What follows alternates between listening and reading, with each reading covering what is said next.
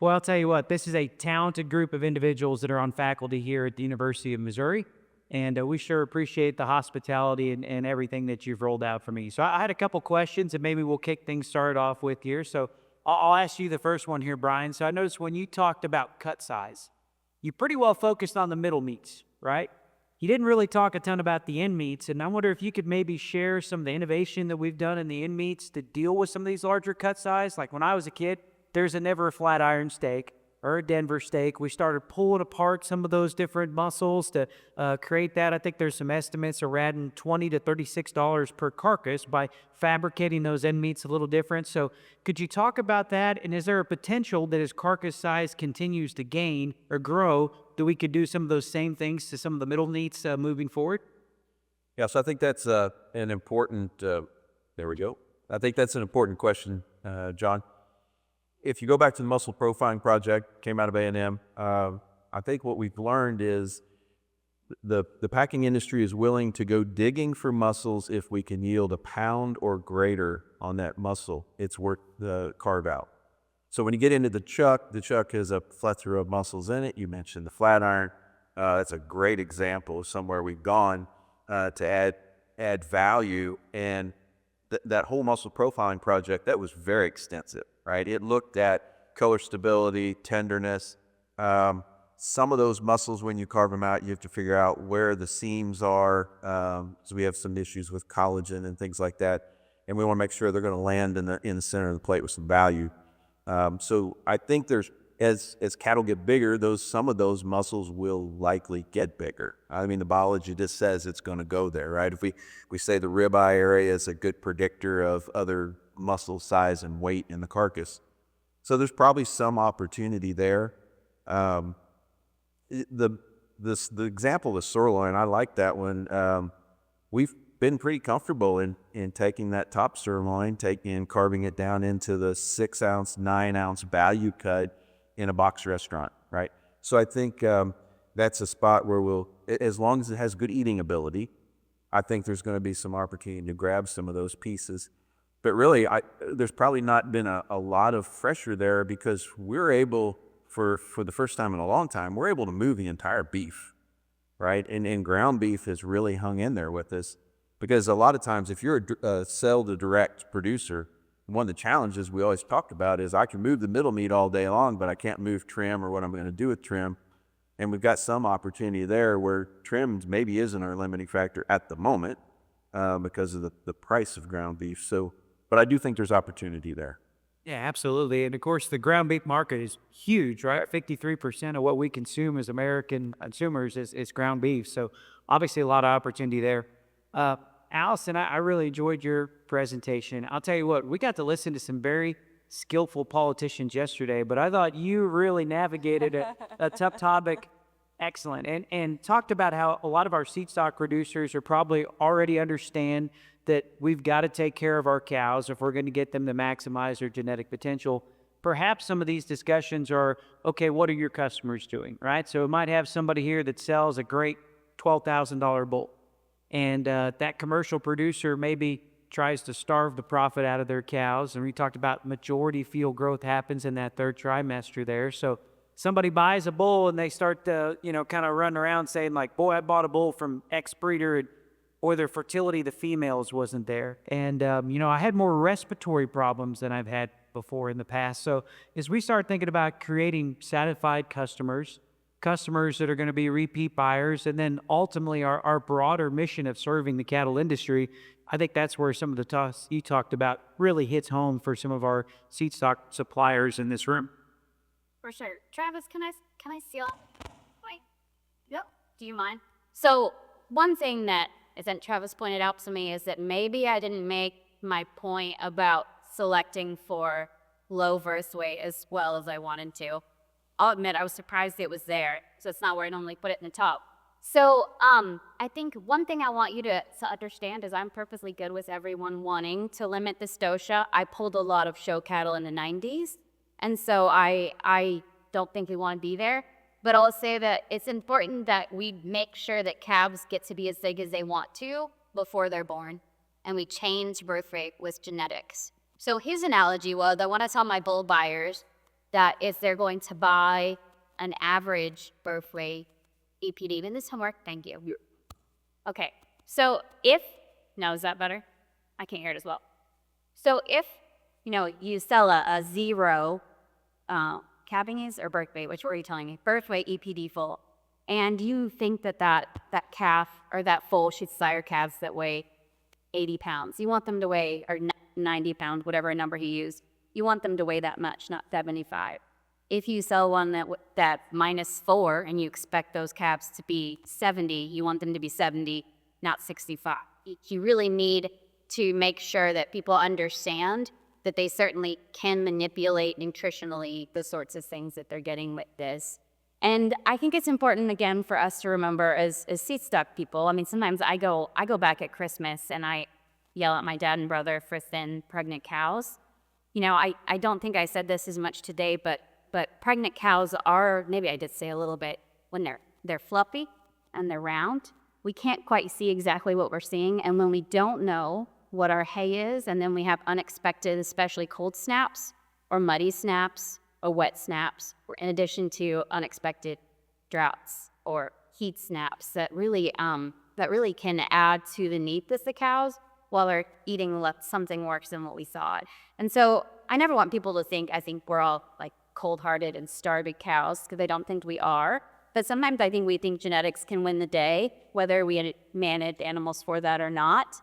And I don't think that Olympic athletes can become Olympic athletes unless they have the right inputs. And it's not just nutrients, it's also health, right? So we have to make sure we're vaccinating so that we're not having animals, have health issues that they don't need to have, and a lot of other things as well. But nutrition is something that we can manage and that we are currently having a larger challenge with than we did in the past. So the last thing I'll say on that note is that I understand that we're in an extensive environment. Like we like to have animals graze. That's generally our preference as cow-calf producers. But there's a lot of things that were sacrilegious 100 years ago that we do now without thinking about it. And so we don't know where we're going to go as an industry. But if we're going to be more efficient, we probably are going to need to manage our cows tighter. And we're currently getting more comfortable with that in certain ways. Like Jordan talks about, a lot of complicated synchronization protocols that are simplified to the best that they can be, but they're complicated. We can feed cows better than just assuming Mother Nature has it under control. And if our goal is to do the best job we can, we might have to go the way of the swine industry, where we do manage the cow factory to the best of our ability and don't make a lot of assumptions. We are currently assuming that the cows of today have the nutrient requirements of cows that existed and were studied well before I was born. I am not that young anymore. I hate to break it to those of you who watched me grow up. I have a lot of gray hair.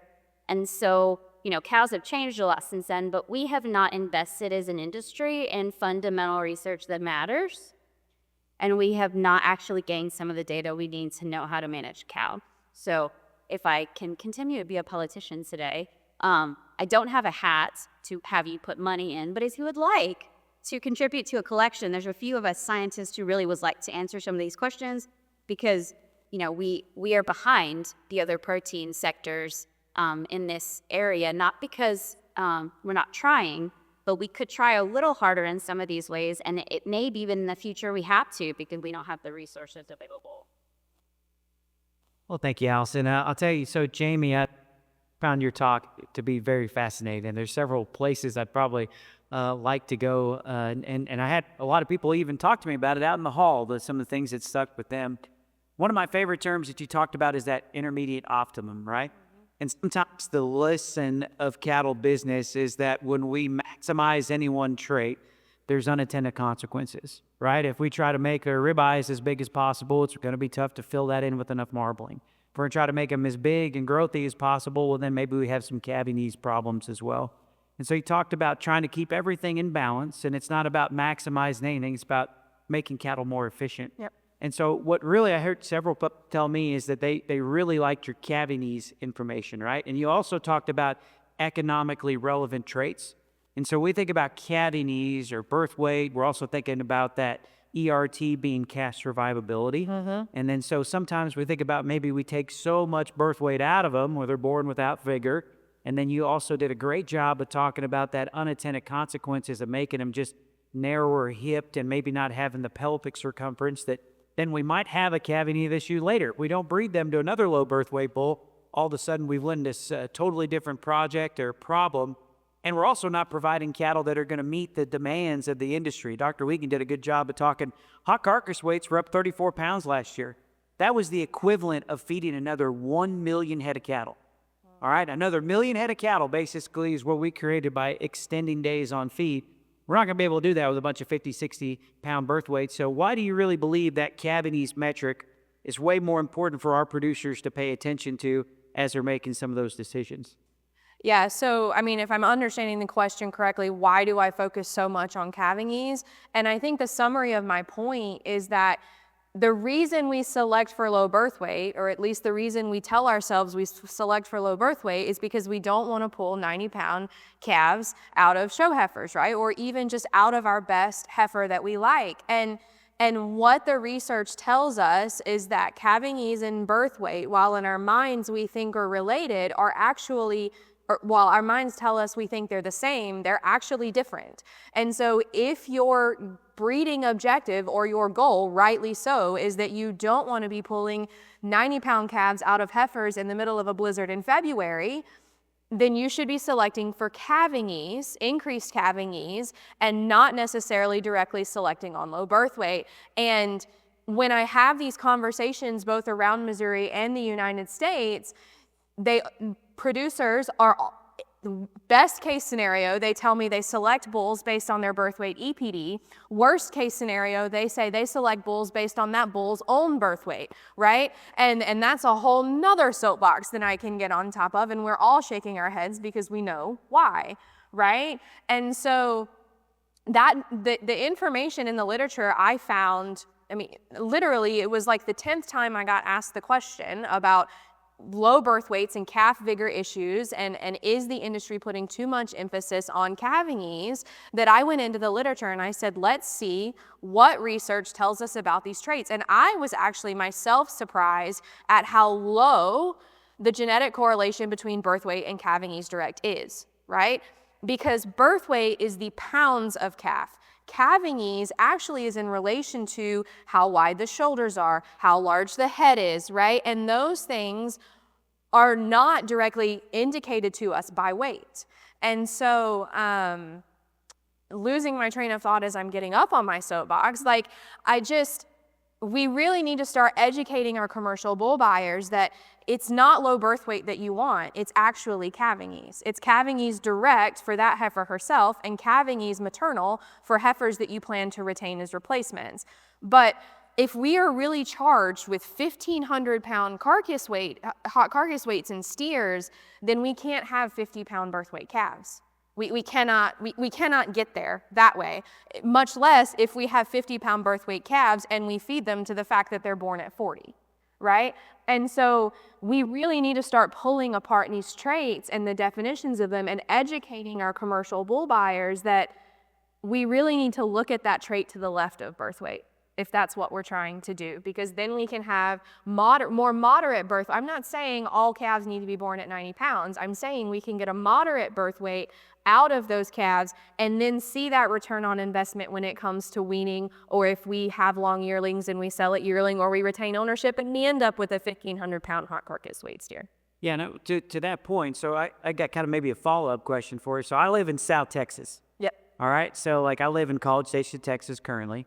Would I expect a 90-pound birth weight down there to, like if I took that same genetics and went to North Dakota where it's cold and we got a little different environment, am I going to, you know, lots of times everybody wants to talk about my calf was 85 pounds, right? But does calving ease do a little better job of maybe thinking about some of those different environmental things that we have and difference in size? Because I would sure anticipate that a calf that's born in Texas, it's 90 pounds, is going to weigh a little different if it was born in North Dakota with the intake of those type of cows up there as well. Yeah, so what you're asking, is there kind of a genotype by environment interaction there? And I I think the answer to that is yes, absolutely.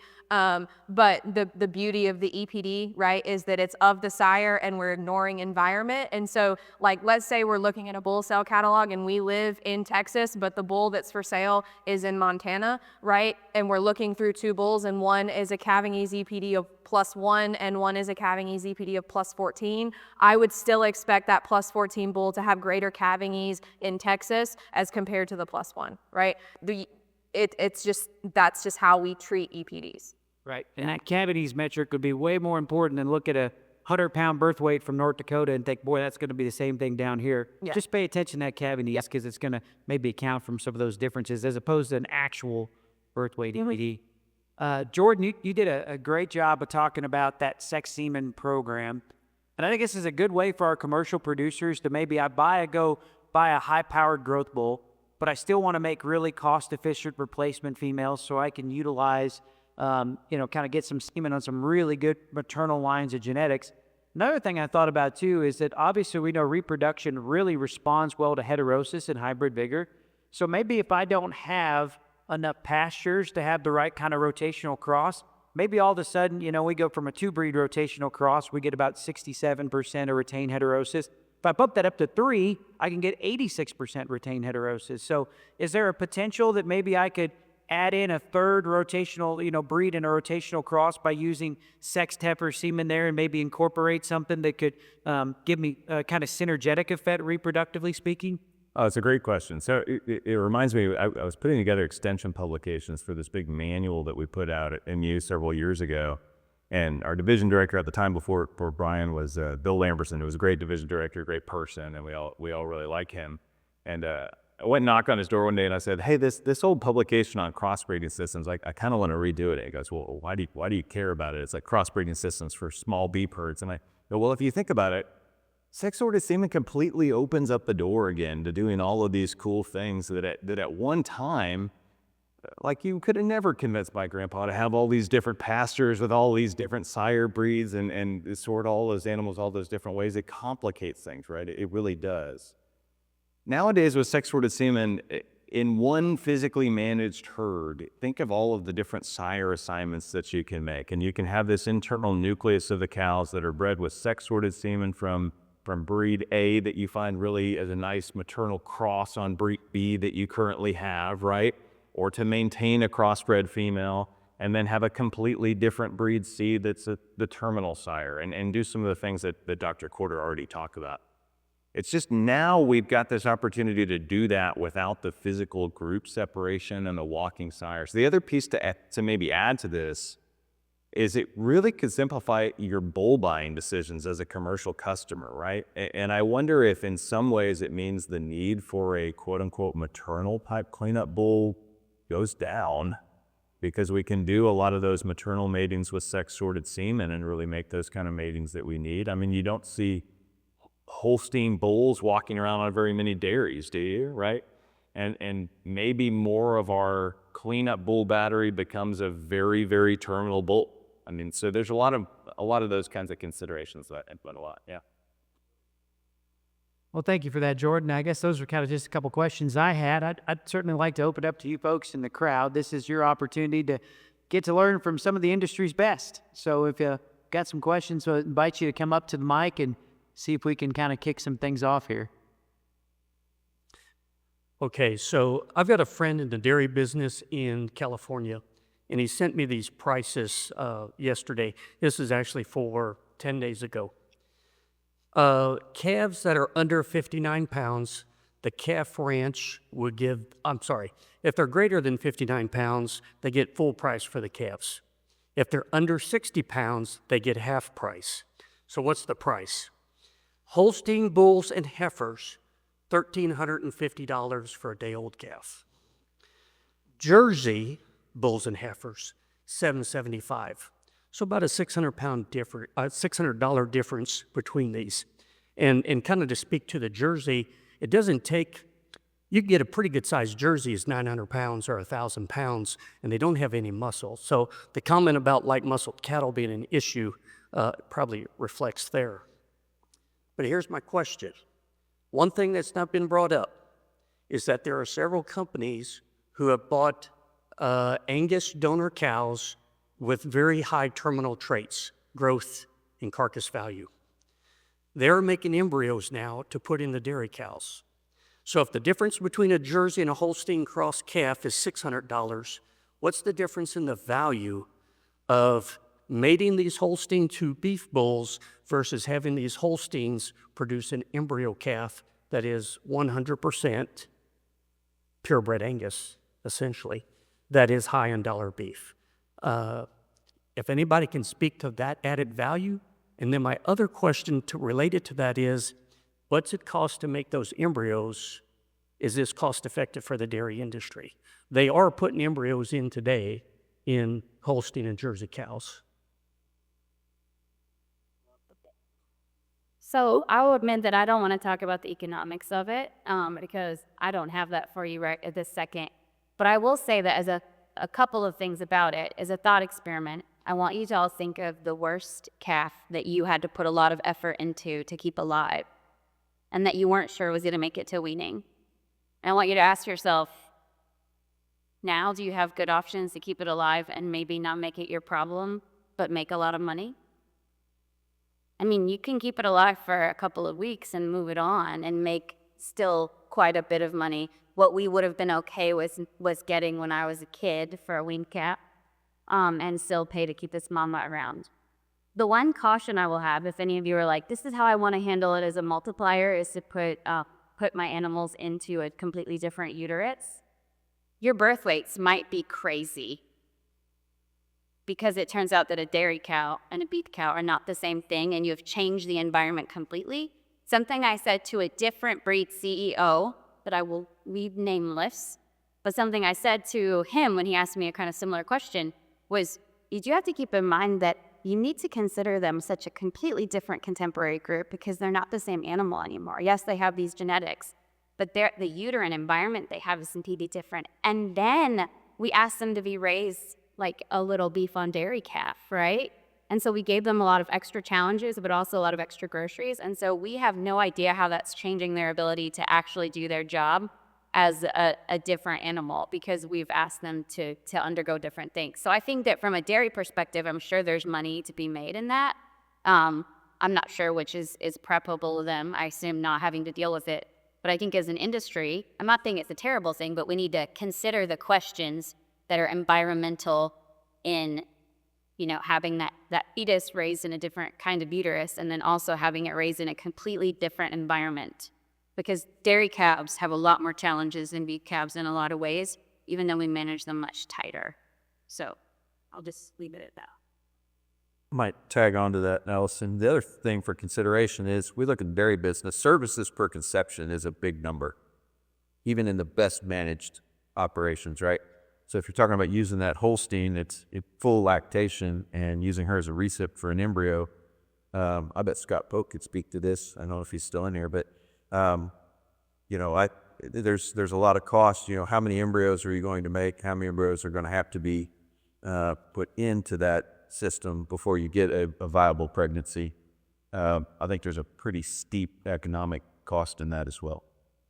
Yeah, I think for me, I'm not an economist, but that's exactly the rate limiting factor in a system like that is how many days are you willing to put off essentially her beginning of lactation to get her to conceive to an embryo offhand. I mean, I know we can make embryos probably cheaper than ever before, but if we think about, we said yesterday, a dairy makes money based off of lactation, and if it takes her 4 services to conceive to an embryo, and that off-puts lactation by 45 days, 2 months. I mean, that's a lot of income, delayed income for a dairy.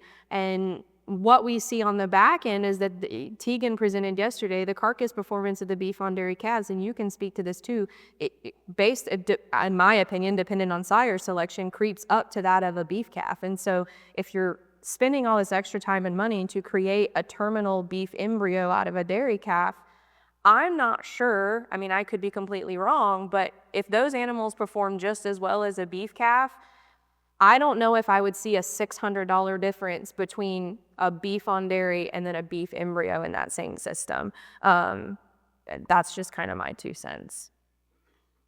I would add, I've got a former student of mine at Iowa State that's doing this to work for Transova. And it's great coffee shop talk because he's got great Angus genetics, and the percentage of those cattle that are great in prime are just through the roof. But he's averaging putting in 3 embryos before you get one to stick. And so like his actual, now where the prime CAB spread as big as it is, he's been able to make it pencil. But I kind of have a feeling it's maybe not as rosy as you would think because the input costs. And he's had to buy some really nice Angus donor cows. He's kept none of those as replacements because of some of the health challenges that we've seen. They've all been kind of terminal cattle.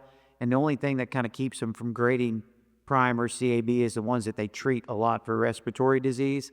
But there's still some play in that business, I think, before we get that figured out.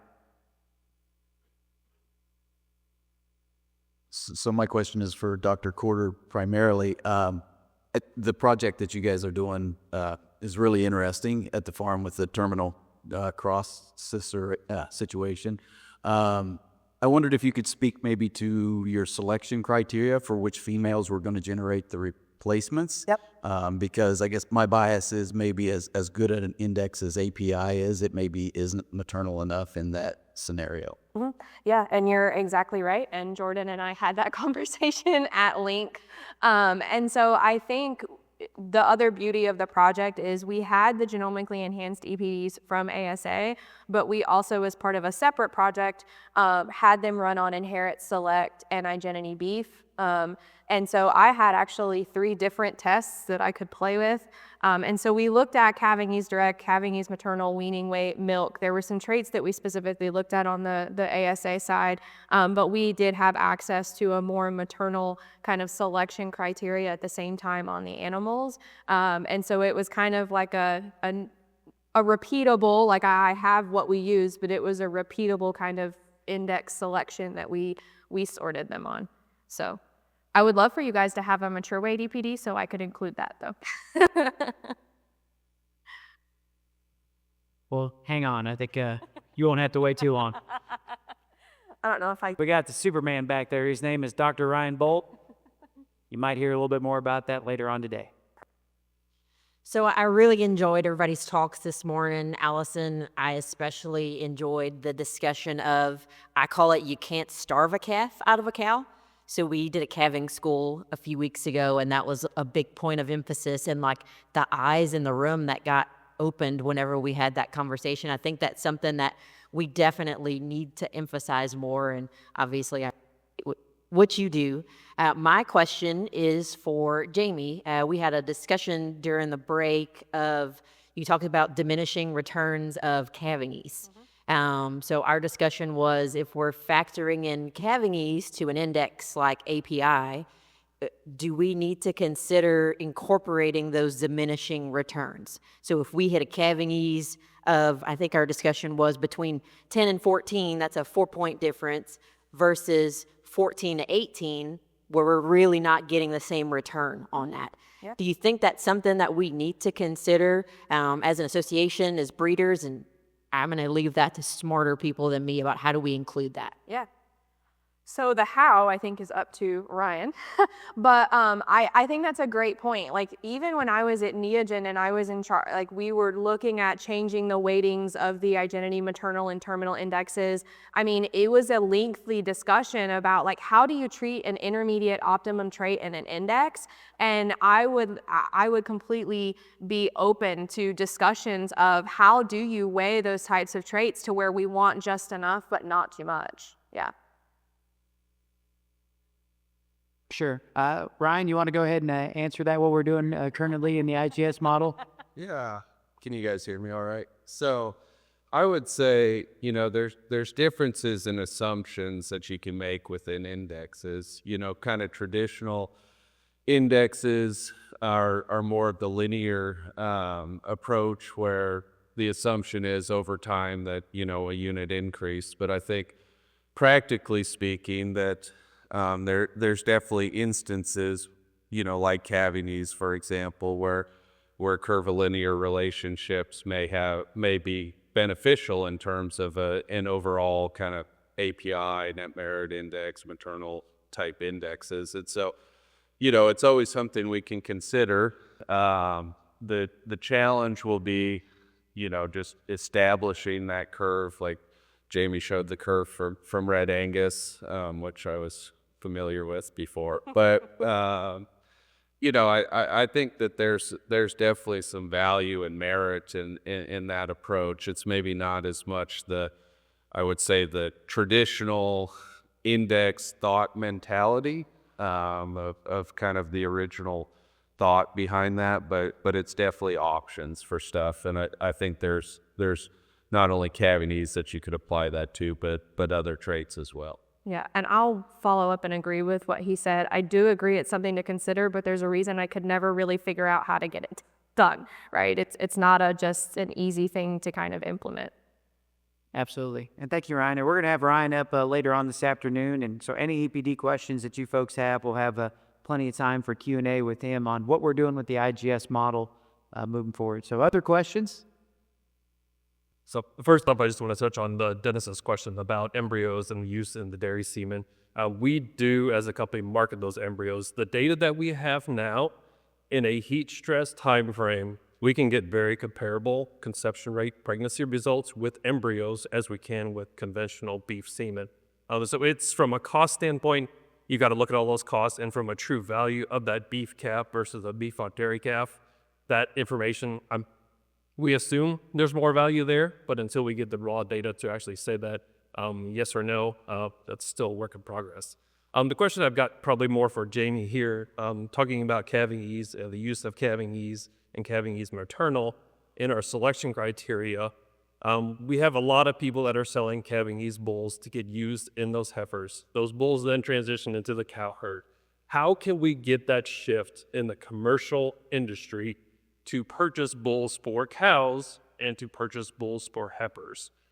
In the AI industry, we are seeing a lot more people using what I would refer to as less calving ease bulls in the industry, avoiding those extremes. And you mentioned the optimal time for our optimal calving ease, but how can we make that shift in the commercial industry as well? So if I'm understanding the question, you're saying how do we convince commercial cattlemen to look at calving ease instead of birth weight? That, and also not always select calving ease for cows that will then be used, or for bulls that will be used in calves. Yeah. So I think that starts with everyone in this room. My job is extension, but when you look at, like, USDA does surveys of where do producers go for their sources of their trusted sources of information, I was not surprised, but number one is their veterinarian. Number two, are there other producers and their seed stock providers. They trust what you have to say. And then only 16% of the time do they pick up the phone and call me. Okay? And so I can yell and scream and shout from the tops of the hills, but like, it's really up to you guys when you're having these I know the relationships that you have with your bull buyers. I know how personal they are. I know it's this own consulting thing. And so you really need to start having, once you get to this point, you really need to start having these hard conversations with them and asking them the hard questions to see if you can kind of explain to them what I presented today. I'm going to do it to the best of my ability, and I'm hoping to create extension materials and content and things to help you guys with that conversation. But at the end of the day, it's up to you guys. It's up to the semen sales reps. It's all of us together to kind of make this shift. Other questions? Jordan, it's your turn. Okay.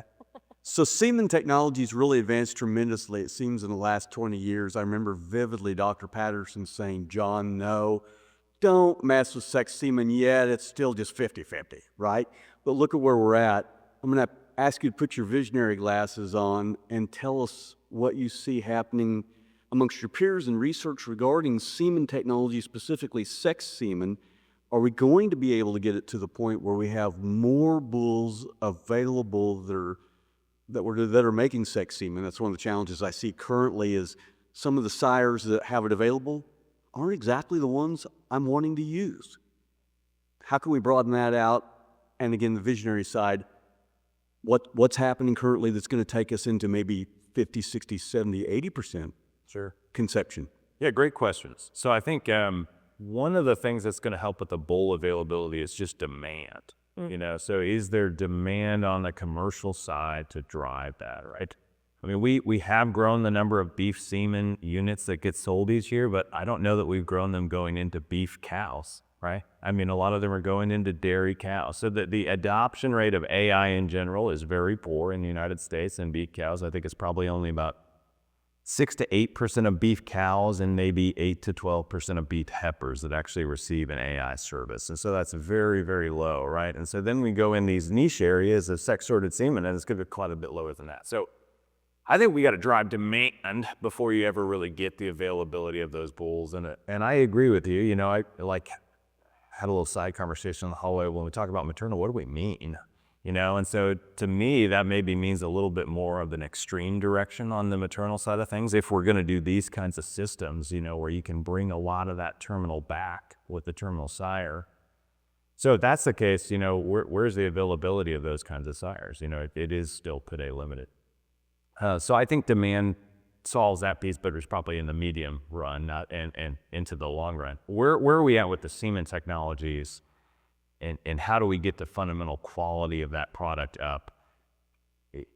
You'd be surprised maybe how much of that is happening every day on the back end at the company level, because they, are interested in protecting the enforceability of their patents. And so the more that they tweak along the way, the more that they can sort of re-up that.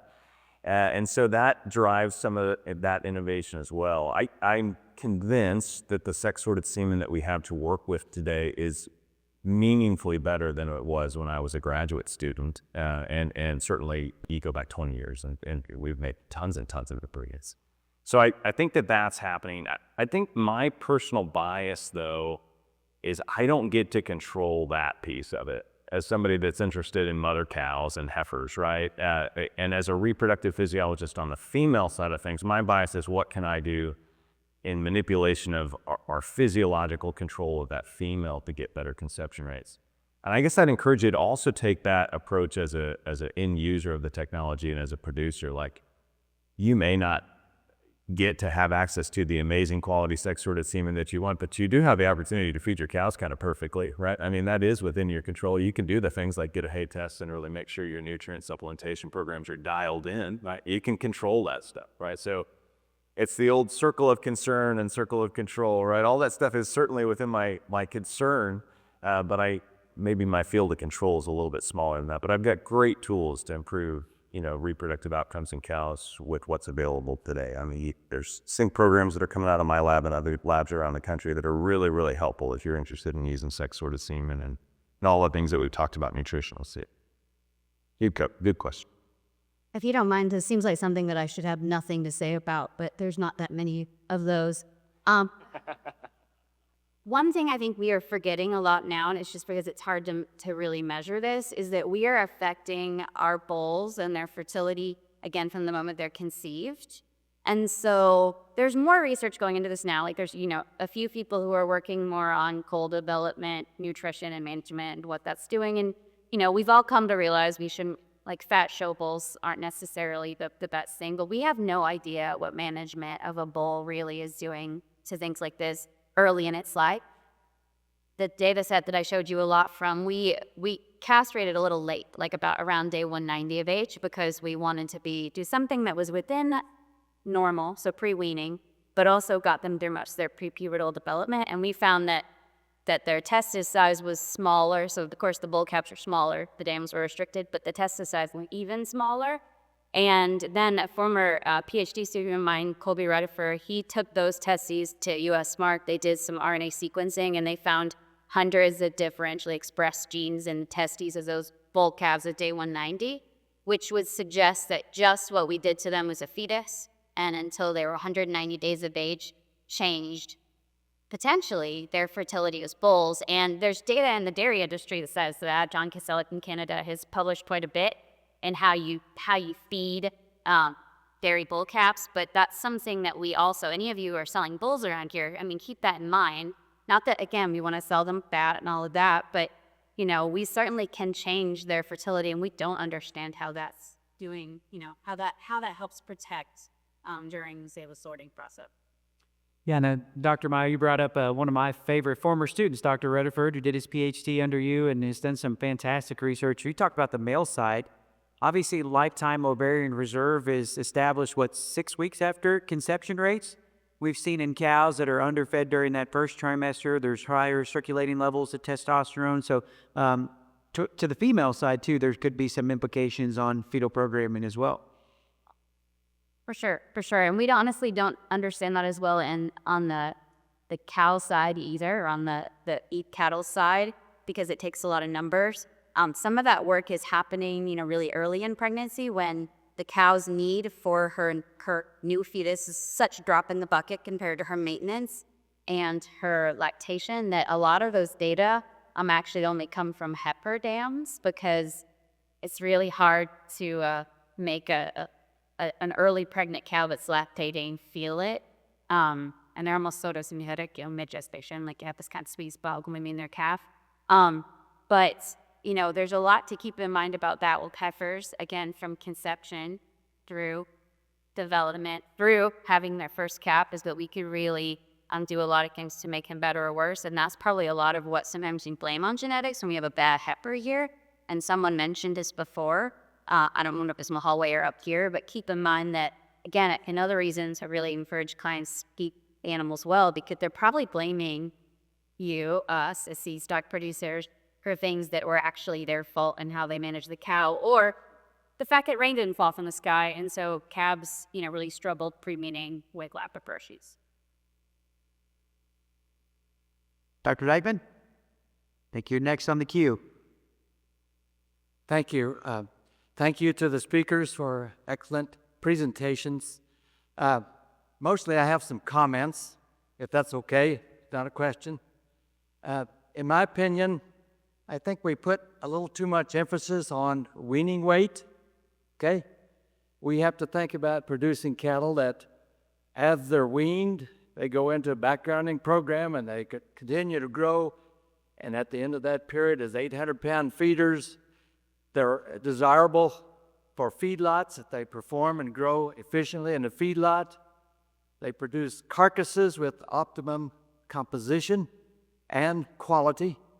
And of course, marbling is a heritable trait, so we can do that without feeding them to be too fat and so on.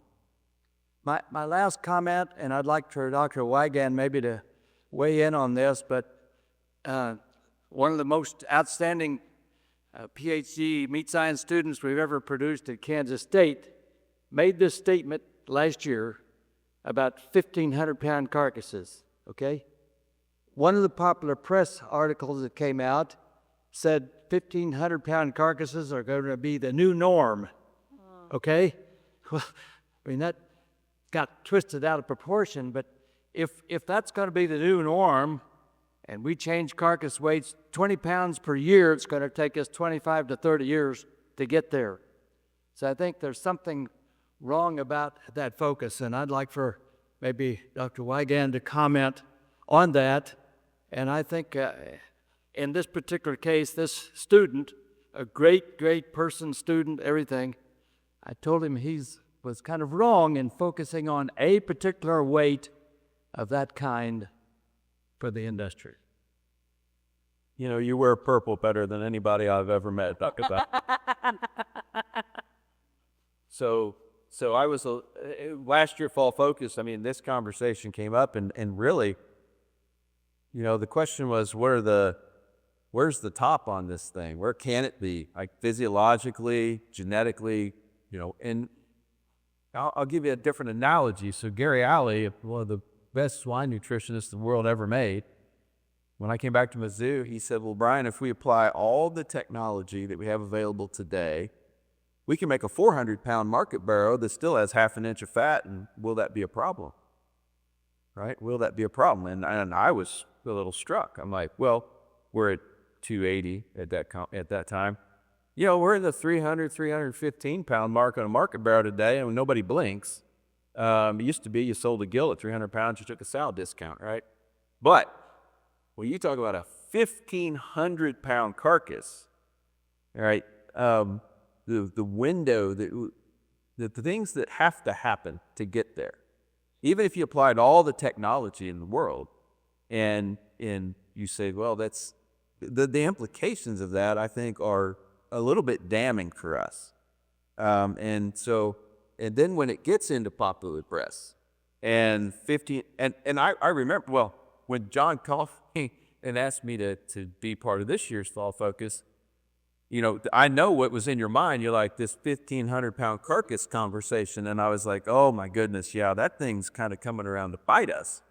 Now, it's separating what is possible and what is probable or what we should be doing.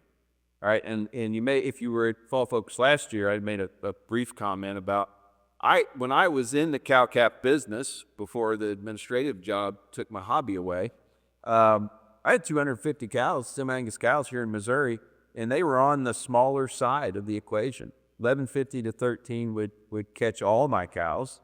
And I guess can't imagine what it takes to get to the 1,500-pound carcass, and I don't think that's where we need to be going. I mean, the implications for that at the end of the day are troublesome. And to make the cow that makes that, right? Jim Williams is a nutritionist when I was an undergrad, and said, well, I'll make you a cow that'll wean a 900-pound calf. She's probably going to be a beef master on a Holstein on a whatever, right? So it's not that you can't do it. Should we do it, right? I advocate we should not probably be going to that direction. And you're right, however many pounds per year, it takes us 25 years to get there. Just jokingly, that won't be my problem. But, you know, we got to plan for the future and hand it to the next generation.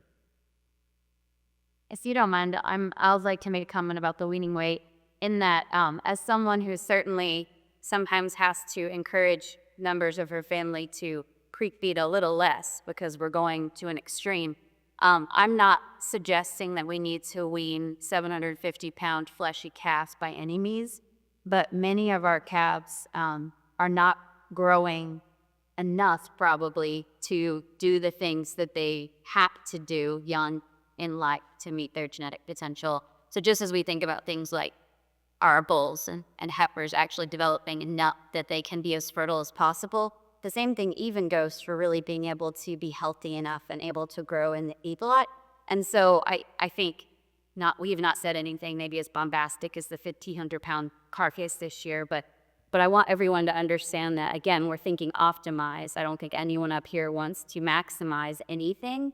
And, you know, keep in mind that maybe sometimes in some of the ways it's not even adding weaning weight free weaning. It's having calves that are healthier free weaning, that's the performance difference that you observe rather than just adding weight, and certainly not necessarily adding weight as flesh unless you're trying to sell show heifers, and then you do whatever you need to do to sell the show heifers that you sell. But I think it's important to keep that distinction. I like your comment, Dr. Dykman, and it's good to showcase that we've added about 20 pounds of hot carcass weight over time, right? There's a reason that we had 45 million beef cows in 1970. We got 27.8 million beef cows today, and we make more pounds of beef, right? 3 steers today make the same beef as 4 steers in the 70s, all right? And I think that there's a lot of innovative things to talk about. We talked about how we're pulling apart some of those muscles on the end meats. You know, there never used to be a Santa Fe cut. There never used to be a flat iron, right? Fat's worth a lot more money than it used to be. I think everybody in here, if you look at the beef tallow demand with the new health kick, okay? For me as a nutritionist, I could hardly buy fat. It's a good thing that corn was cheap back then because it didn't matter if it was used cooking oil or yellow grease. The biodiesel industry was buying it all up. And those packers are getting way more value for fat now than they've ever had because the people want tallow, and the stuff we can't make tallow goes into the biodiesel industry. So that's part of the reason that we see some of those yield grade discounts have gotten smaller. Because, as Dr. Wiegand talked about earlier, yield grades only estimate it's about 27 to 40% accurate. But at the same time, we can actually sell the fat for more money. So the industry is changing. For myself, when I used to be a feed yard nutritionist, I didn't really care about average daily gain.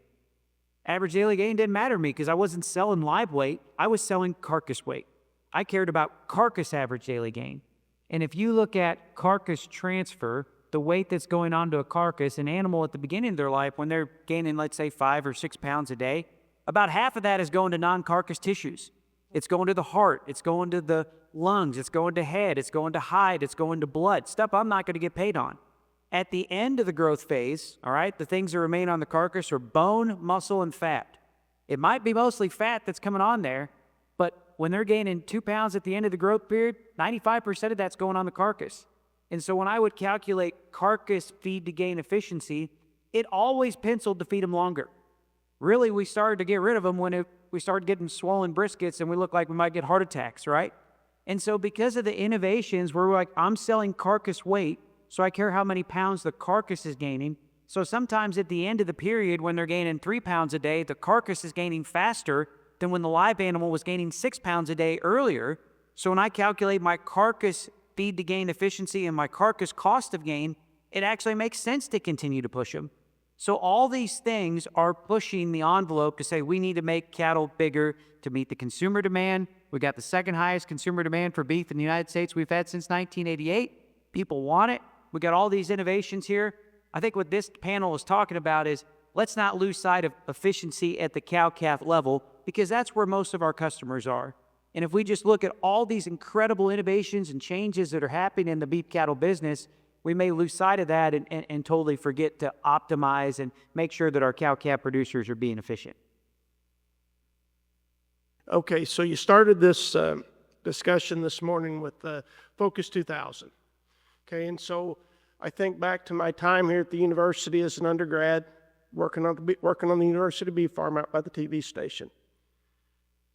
And some semis showed up from New York and unloaded cows, and they were big, really big, yellow and white. They could only haul 20 or 25 of them on a semi because they were that big. And the place I came from, cows, Bryon, were probably more like that 1,000-pound, maybe 950 to 1050, somewhere in that range was average in southern Missouri at that time. I guess as we think about 2 or 3 things here, one, the size was there at one time, right, to do what they're wanting to do in terms of increase in carcass size, but I'm not sure we want to go there.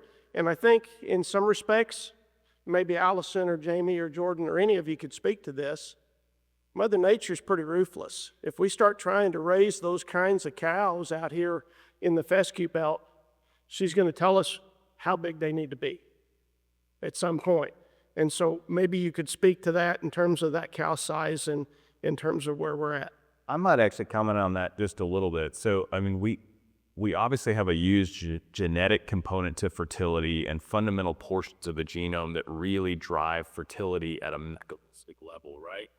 But when you talk about maybe realized actual phenotypic outcomes for does that cow get pregnant or does it not, one of the big drivers, honestly, is how much body condition score that cow has at the time that she has that last calf that she just had, right? And so when you place a cow that has exceptional genetics for fertility at the level of the genome mechanistically in a package that is a huge cow that can't maintain body condition score without a heavy level of additional supplementation, into a management context where the producer is unwilling to supplement her to that level for economic reasons, which would be me, by the way. I'm in that camp too.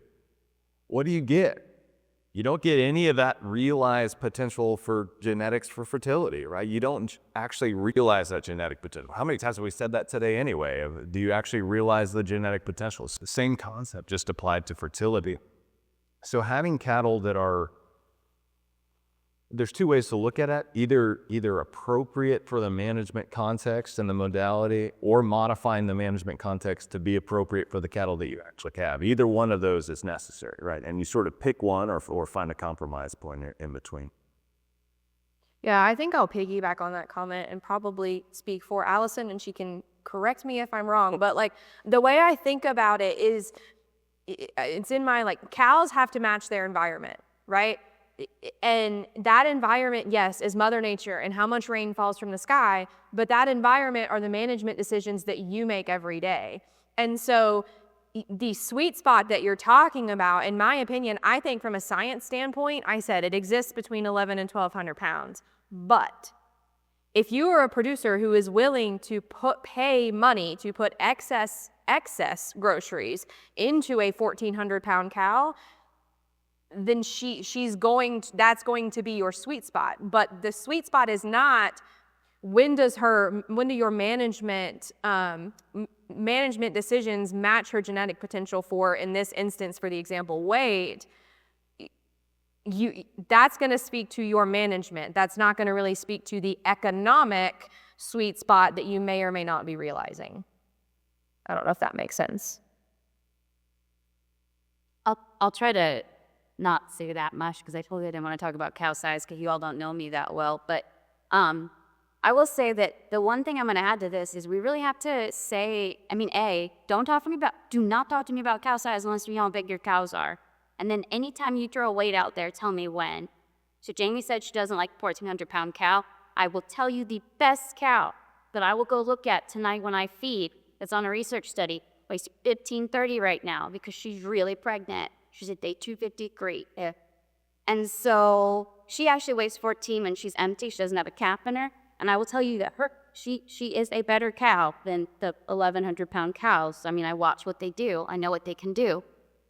I think that we have to consider how big they are at different times, and we certainly need to think about genetics of mature cow size and things like that.